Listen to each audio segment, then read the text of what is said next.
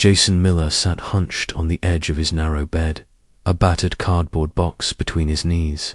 The Houston heat pressed thick against the cracked apartment walls, dust swirling in lazy circles under the ceiling fan. At 22, Jason had just aged out of the foster system, scraping by on 2 exhausting jobs that barely covered rent. His life felt like a grey blur: cheap fast food, long bus rides, distant eyes that never met his own.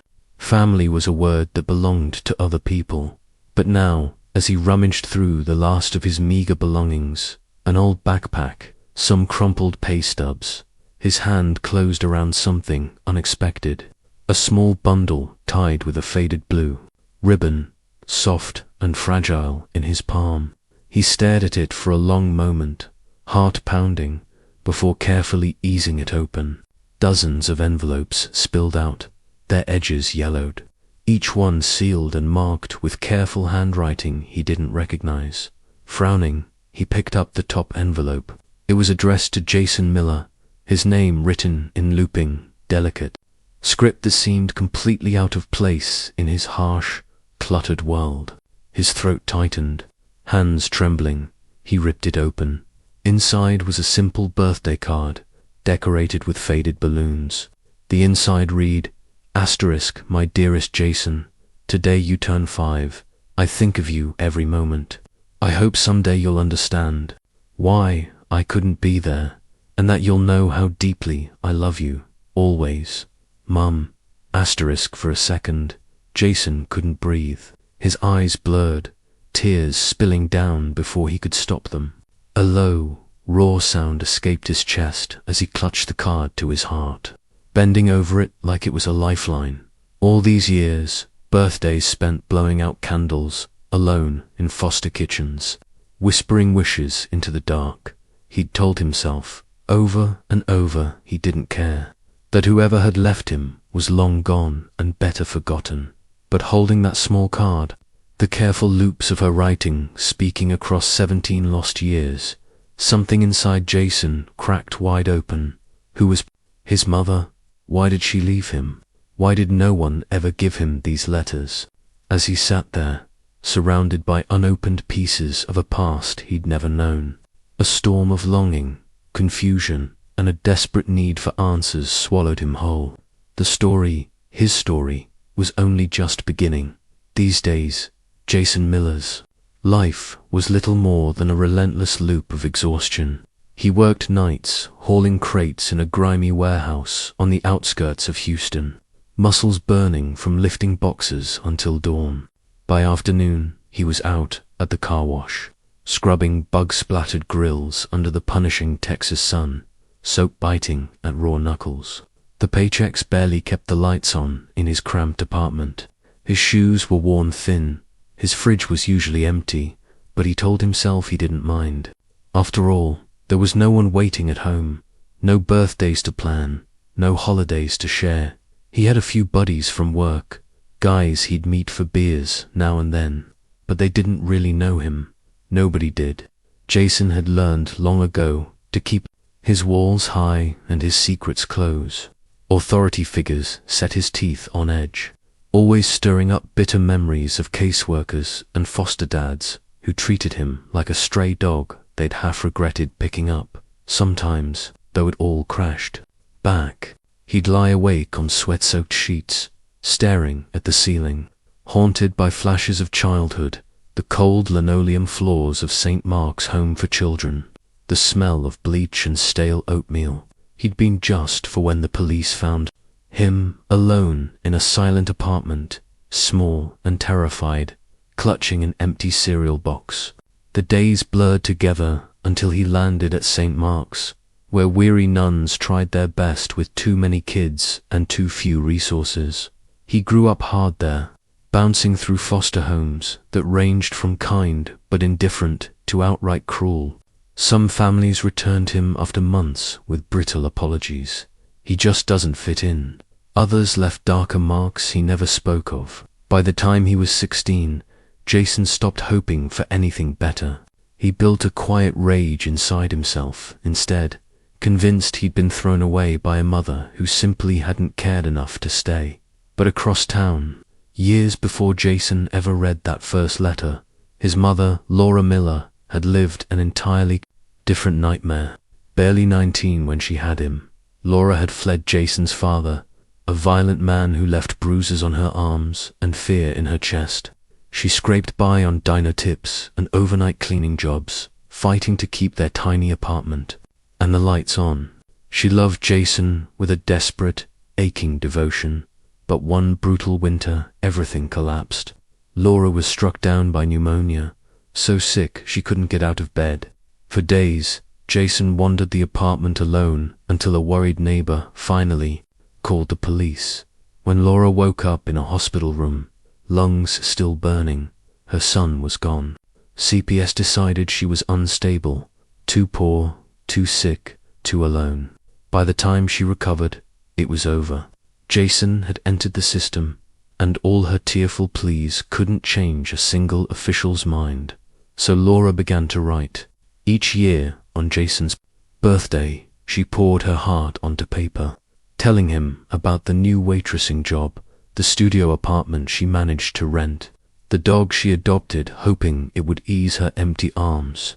Most importantly, she told him over and over how fiercely she loved him, how none of this was his fault. She mailed these letters to the director at St. Mark's, an older woman who assured her it was better for Jason's stability to wait until he was older to see them, then decided it was best he never saw them at all, quietly tucking Laura's tender, hopeful words into a drawer and locking them away.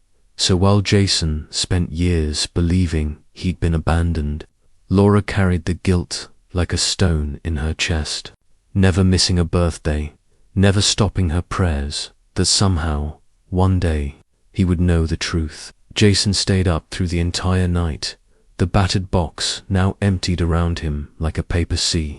Letter after letter, year after year, he read Laura's careful words, each line soaked with a mother's hope and devastation. One in particular clutched at his throat. Today you're 10. I wonder if you still love toy cars. I bought one and keep it on my dresser, hoping one day I'll see you play again. By the time he unfolded the last note, dated only 2 years ago, his hands were shaking. Laura wrote about moving to Dallas, picking up shifts at a small diner, still dreaming of the day she'd get to see his face again. Even if it was from across a crowded street, Jason pressed the letter against his forehead, chest heaving, all. This time, the story he'd told himself, that she hadn't cared enough to fight for him, that he wasn't worth the trouble, was collapsing around him. The truth was so much messier, so painfully human. He couldn't stay trapped in that dingy apartment, not with this fury and grief clawing at his ribs. The next afternoon, he drove to St. Mark's, the old orphanage now converted into offices.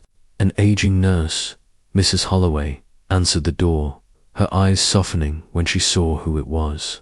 She'd always shown him little kindnesses, an extra cookie, a hand on his shoulder after nightmares, and he clung to that memory as he pulled out the bundle of letters. Why didn't anyone give these to me? His voice was low, rough with emotion. You knew, all of you did. Mrs. Holloway's face crumpled. Oh, Jason. The director thought it was kinder.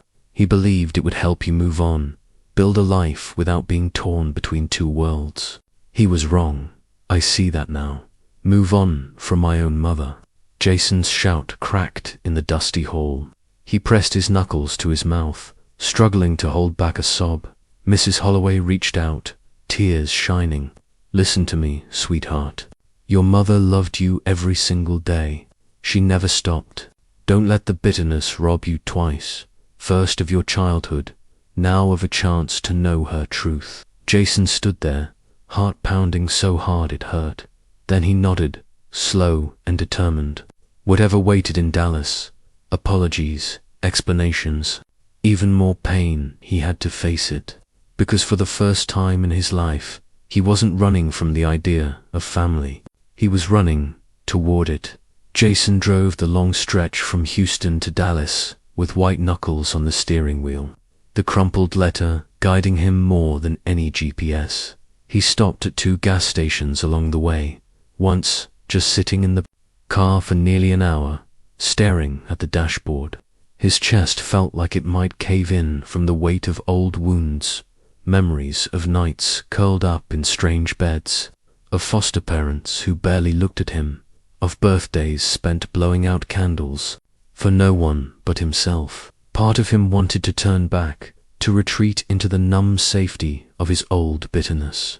But the letters burned in his glove compartment like a beacon he couldn't ignore.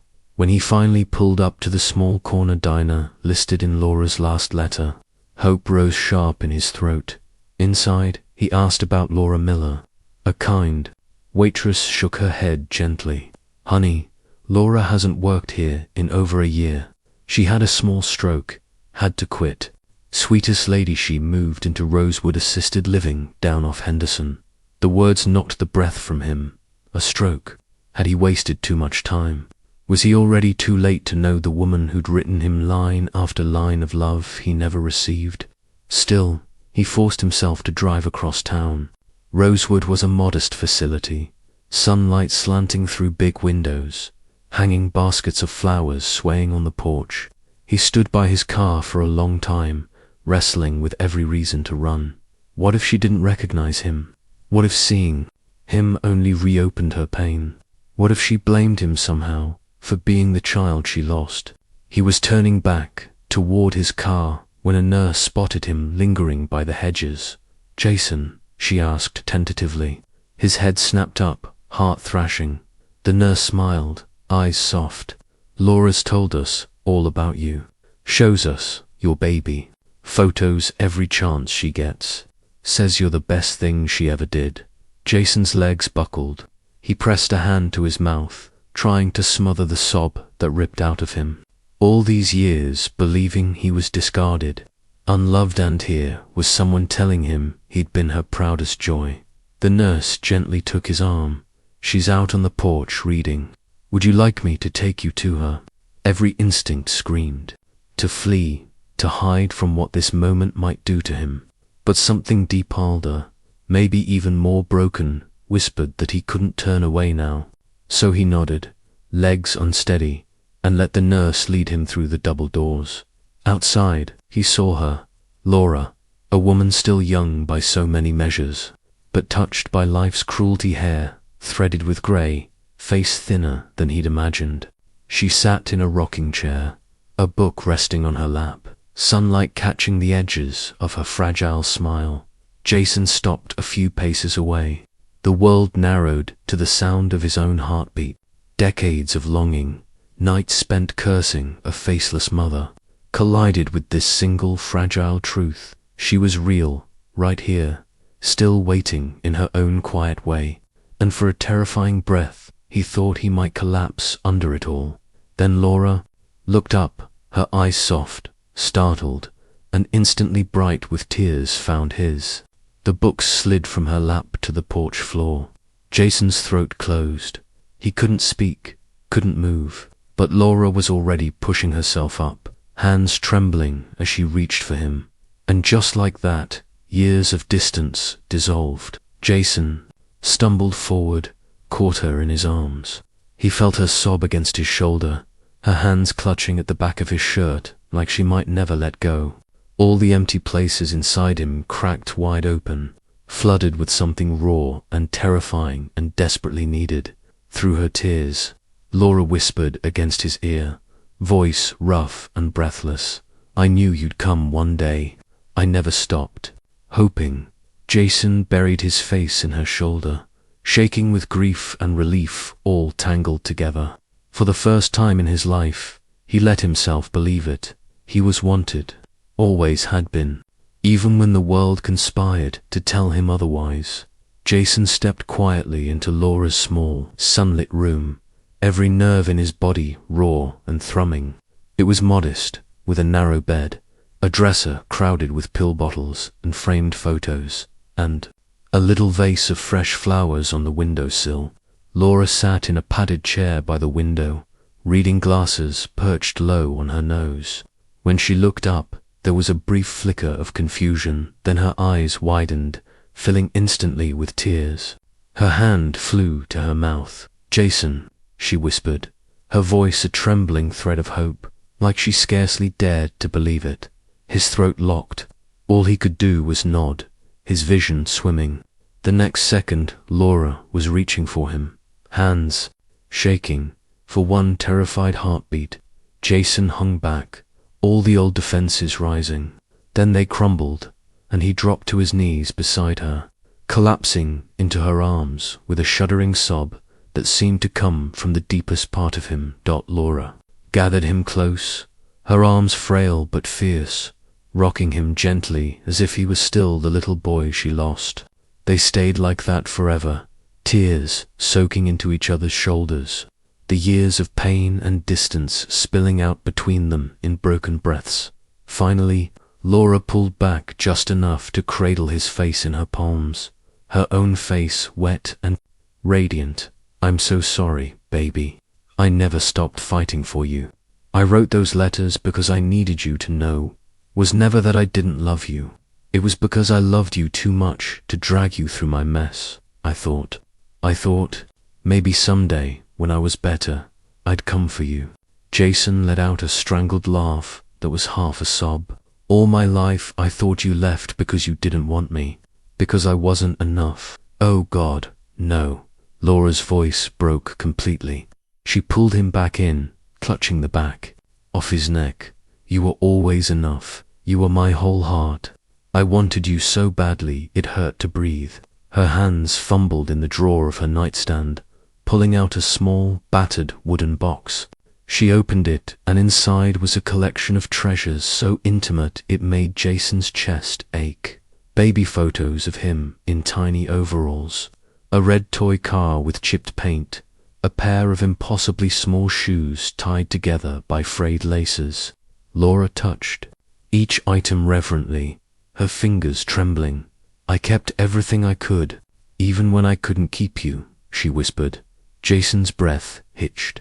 He ran a shaking hand over the tiny shoes, his tears splashing onto them.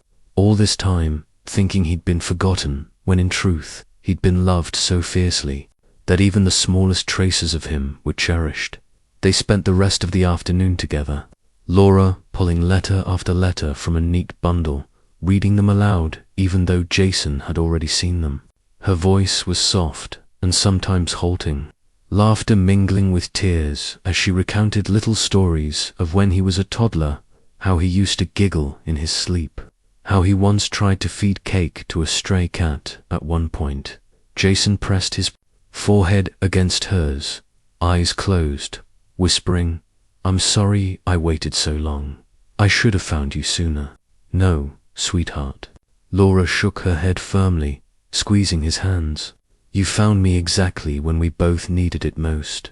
As the sun dipped low outside the window, painting the room in gentle gold, Jason felt something uncoil in his chest, slow aching relief that maybe it wasn't too late after all. Maybe they could still stitch something whole from all the broken pieces. Jason decided to stay in Dallas far longer than he'd planned. Days turned into weeks as he settled into a tender, careful rhythm with Laura. Each morning he helped her through simple stretches and walked her slowly down the hallways of the rehab center, offering his arm when her legs wobbled.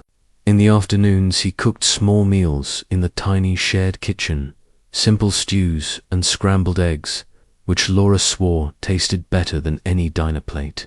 Evenings were their favorite. They'd sit side by side on her narrow bed, paging through old photos and telling each other stories that spanned 20 lost years. Bit by bit, Jason felt the walls inside him begin to crumble. He started sharing about the nights in foster homes when he'd hidden under thin blankets, terrified someone would come in drunk and angry. Laura listened, tears slipping down her cheeks, never trying to excuse what happened, only whispering, again and again, how sorry she was that he'd carried all that alone. In return, she opened up about the years she spent working double shifts in grocery stores and scrubbing motel bathrooms. How every paycheck went toward a lawyer she hoped could reunite them. They were awkward confessions at first, heavy and raw, but they slowly wove a new trust between them. One evening, over coffee, Jason admitted something he'd never said out loud. "I think I want to go back to school, maybe study social work. I don't want kids growing up feeling like I did, like nobody wanted them." Laura's face lit up with a joy so pure it almost hurt. She reached across the table, squeezing his hand hard. "Jason, you would be so good at that. You have the biggest heart. They would be lucky to have you." With each day, with each shared memory and small forgiveness, Jason felt a burden lifting off his chest. The boy who'd spent so long believing he was fundamentally unlovable was beginning to understand. He'd only ever been lost, a child, failed by a system too blind to see how hard his mother had fought. Watching Laura's eyes shine with pride whenever he spoke about his hopes for the future, Jason finally let himself believe he deserved this love, this chance to heal. In that quiet, everyday closeness, he discovered that family was something they were still building, brick by fragile brick. And for the first time in his life, he felt like he was truly home. Months later, Jason stood in line at a modest community college in Dallas, clutching a folder of enrollment papers so tightly his knuckles turned white. It felt surreal. After everything, he was finally stepping into a future he chose for himself. Outside, Laura waited near the entrance in her wheelchair, eyes scanning every student who walked by until she spotted him. When Jason emerged, grinning, she let out a little gasp and clapped her hands together, the same way she might have done at a kindergarten graduation. Jason walked over and wrapped an arm round her shoulders, pulling her close. Laura's eyes shone with tears as she whispered, "I've missed so many firsts, baby. Your first day of school, your first scraped knee, your first heartbreak, but I'm so glad I get to see this one." Jason bent down and pressed a gentle kiss to her forehead. "It's okay, Mom," he said, voice husky with emotion. "We still have a lifetime of firsts left." Together, they rolled out into the warm Texas sun, Laura leaning against him, her hand resting over his where it gripped the wheelchair handle. The world wasn't magically healed, their past not erased, but as they moved forward side by side, to survivors learning to live and love again, it was enough. The camera lingered on Laura's fragile fingers intertwined with Jason's stronger ones, holding on tight, a quiet, powerful promise that neither of them would ever have to face life alone again. Fade out.